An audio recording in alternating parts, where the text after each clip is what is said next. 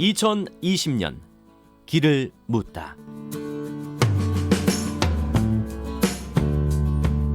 김현정의 뉴스쇼 특별기획 2020년 길을 묻다. 오늘은요, 광복 75주년을 앞두고 한일 관계의 길을 묻고 싶습니다. 한일 간 갈등의 상황이 1년째 지속되고 있고 해결의 기미도 도무지 보이질 않죠. 도대체 앞으로는 어떻게 될 것인가? 이걸 좀 묻고 싶은데 누구에게 길을 묻느냐? 바로 하토야마 유키오 일본 전 총리입니다. 2009년에 총리를 지냈고요. 지난 2015년에는 광복절을 앞두고 서대문 형무소를 방문했어요. 거기 유관순 열사가 수감돼 있던 방 앞에서 무릎을 꿇고 큰 절로 사죄를 했던 그런 분입니다. 한일 관계에 또 관심이 많아요. 한일 양국에 다 애정을 가지고 이 상황을 지켜보고 있는 분, 이분에게 길을 물어보죠. 하토야마 유키오 전 총리 전화로 연결이 되어 있고요. 통역에는 강혜정 선생님 함께해 주시네요. 선생님 안녕하세요. 안녕하세요. 자, 하토야마 총리님 안녕하세요. 하토야마 선생 너무 konnichiwa. 예. 이렇게 오래 갈 줄 몰랐습니다. 일본이 한국을 화이트리스트 국가에서 제외한 지 1년이 지나도록 단절 관계는 회복의 기미가 전혀 보이지 않는데 이유가 뭐라고 보십니까?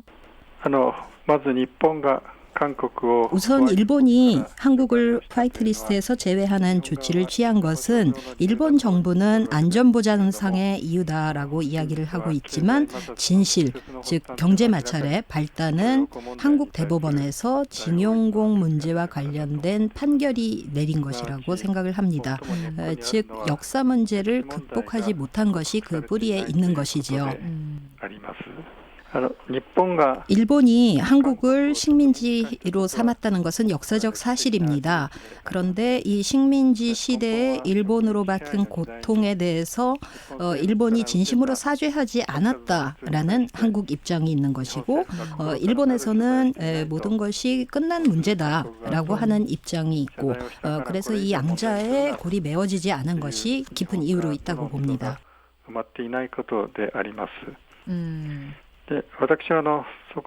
저는 이에 대해서 무한 책임론이라는 생각을 지지하는 사람입니다.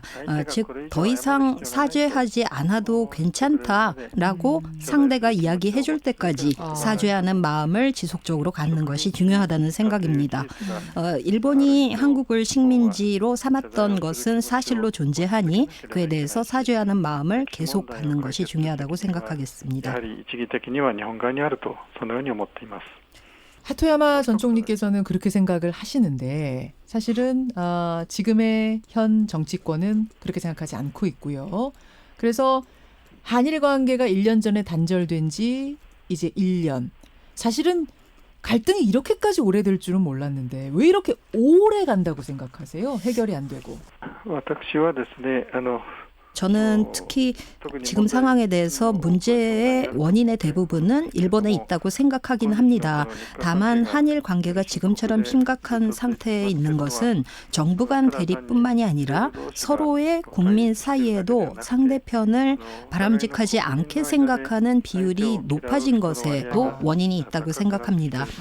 현재 한국과 일본의 GDP를 본다면 서로가 어깨를 나란히 하는 수준에 달하고 있습니다. 한국은 점점 더 일본을 뛰어넘을 기세까지 달하고 있지요. 그러고 보니까 상호 간에 무시를 해도 괜찮다는 감정이 서로의 사이에서 싹트고 있는 것이 아닐까. 그러한 국민 감정에 또한 기대서 정부가 상호를 비판하고 있고 그런 정부 간의 상호 비판이 또다시 국민에게 돌아와서 감정을 악화시키고 있고 그러다 보니까 이런 관계의 악화가 구조화되면서 악순환을 거듭하고 있는 것이 아닌가. 그것이 1년 동안의 상황을 설명하는 말이 아닐까 싶습니다.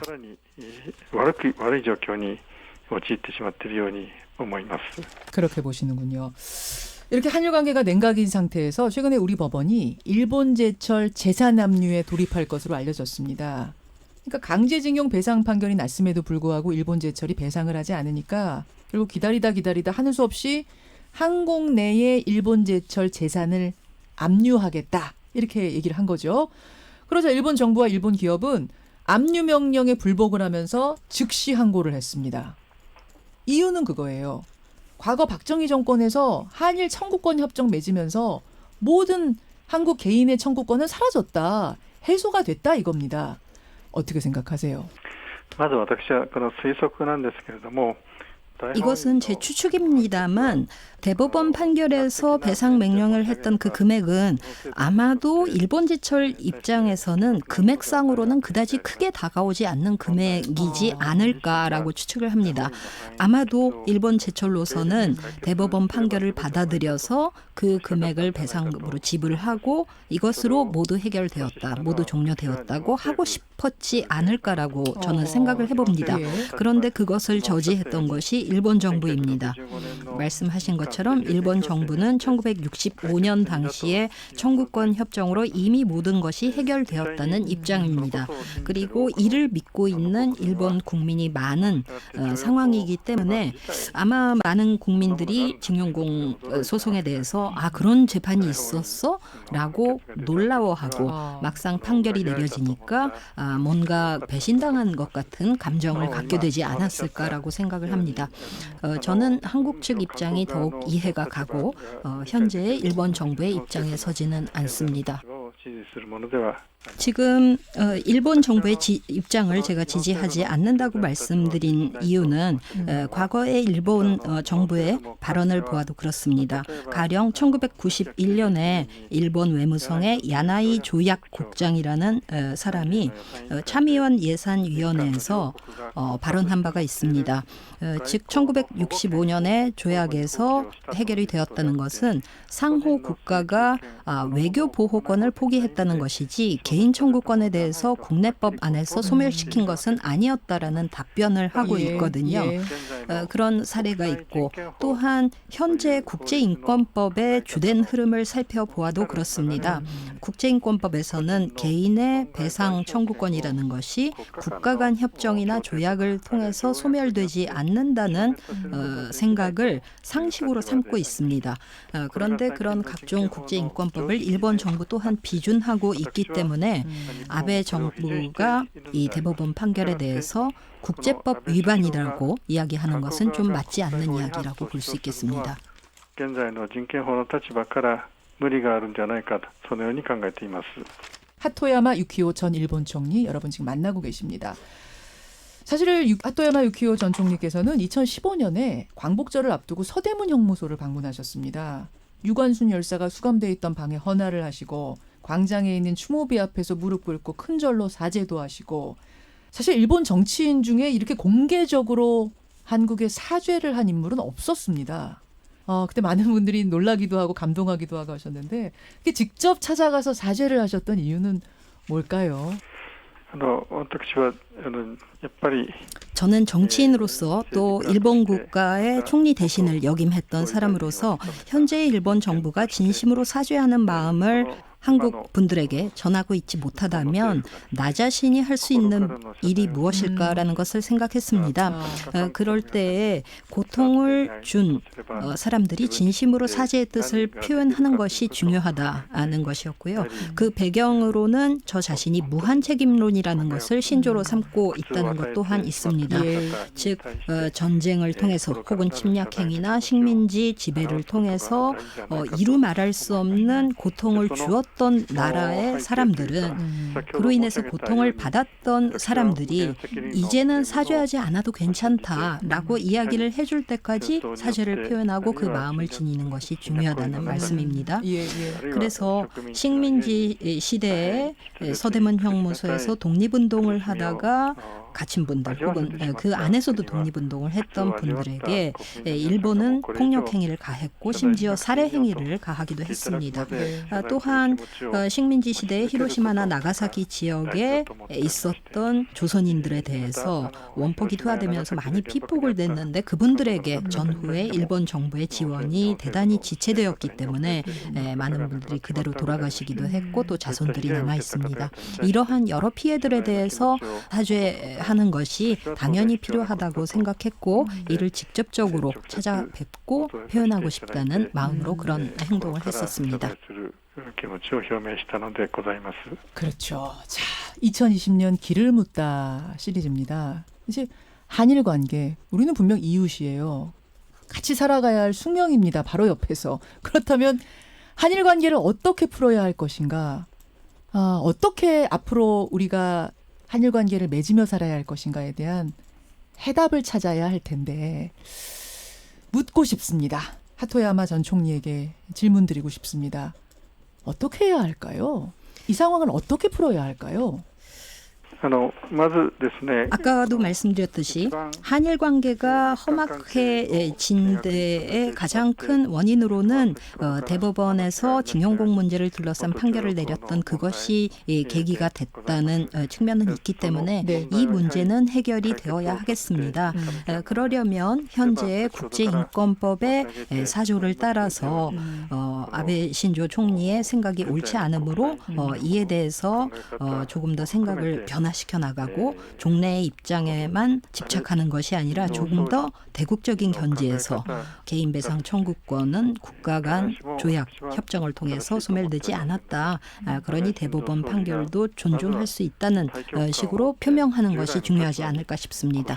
중요한 것은 대화입니다.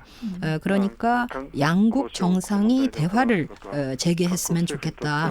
그 가운데서 일본은 개인의 배상 청구권이 소멸되지 않았다는 사고에 대해서 조금 더 유연하게 접근을 하고 한국 또한 대법원 판결이 있지만 다른 방법으로 뭔가 모색하기 위한 노력을 해본다는 식의 양쪽에서의 커다란 정치 판단이 내려졌으면 하는 바람입니다. 대국적으로 동아시아가 함께 잘 사는 것, 공동체가 같이 잘 사는 것이 중요하다고 여러 번 강조하셨는데 이게 아마 마지막 질문이 될 것 같습니다. 그 평소에 밝혀오셨던 뜻 어떤 건지 직접 좀 설명을 해주시겠습니까? 그 말씀해 주신 바가 맞습니다. 동아시아의 현재 상황을 현재 EU와 같이 할 수는 없을까? 즉, 두 번 다시 전쟁을 하지 않는다고 선언하거나 식민지로 누군가를 삼아서는 안 된다는 생각을 공통으로 가질 수 있게 되면 좋겠다는 것이죠. 그런 생각하에서 한국도 일본도 좋은 관계를 맺고 중국도 함께 끌어들여서 우리가 동아시아 안에서 하나의 운명 공동체다라는 것을 의식하는 것이 중요하다고 생각합니다. 동아시아 공동체가 구축이 되었을 때 그것이 가져다 주는 이익은 굉장히 많이 있습니다. 하나의 예로 경제를 말씀드리자면 일본은 자본재 분야에서 뛰어나고 한국은 중간재, 중국은 소비재 분야에서 뛰어나다는 그런 각각의 장점을 가지고 있기 때문에 이러한 분업체계 안에서 경제 관계에서도 서로 윈윈 관계를 만들 수 있을 것입니다.